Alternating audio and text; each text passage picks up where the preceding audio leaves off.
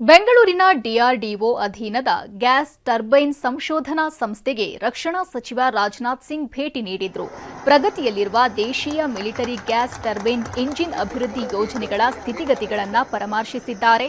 ಜೊತೆಗೆ ಕ್ಷಿಪಣಿ ಸಂಯೋಜನಾ ಸೌಲಭ್ಯವಾದ ಆಕಾಶ್ ಕ್ಷಿಪಣಿ ವ್ಯವಸ್ಥೆಯನ್ನ ಉದ್ಘಾಟಿಸಿದ್ರು.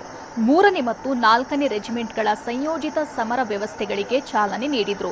ಬಳಿಕ ಡಿಆರ್ಡಿಒ ವಿಜ್ಞಾನಿಗಳು ಅಧಿಕಾರಿಗಳೊಂದಿಗೆ ಸಚಿವ ರಾಜನಾಥ್ ಸಿಂಗ್ ಸಂವಾದ ನಡೆಸಿದ್ರು. ನಾಳೆ ಕೋಲಾರದ ವೇಮಗಲ್ನಲ್ಲಿ ದೇಶದ ಮೊದಲ ಮಿನಿ ಹೆಲಿಕಾಪ್ಟರ್ ತಯಾರಿಕಾ ಘಟಕ ಲೋಕಾರ್ಪಣೆ ಕಾರ್ಯಕ್ರಮದಲ್ಲಿ ಸಚಿವರು ಭಾಗವಹಿಸಲಿದ್ದಾರೆ.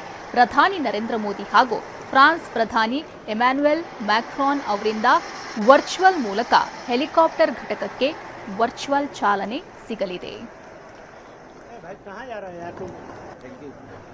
ಇದು ಬೆಂಗಳೂರಿನ ಡಿಆರ್ಡಿಒ ಅಧೀನದ ಗ್ಯಾಸ್ ಟರ್ಬೈನ್ ಸಂಶೋಧನಾ ಸಂಸ್ಥೆಗೆ ಇವತ್ತು ರಕ್ಷಣಾ ಸಚಿವ ರಾಜನಾಥ್ ಸಿಂಗ್ ಅವರು ಭೇಟಿ ನೀಡಿರೋದು.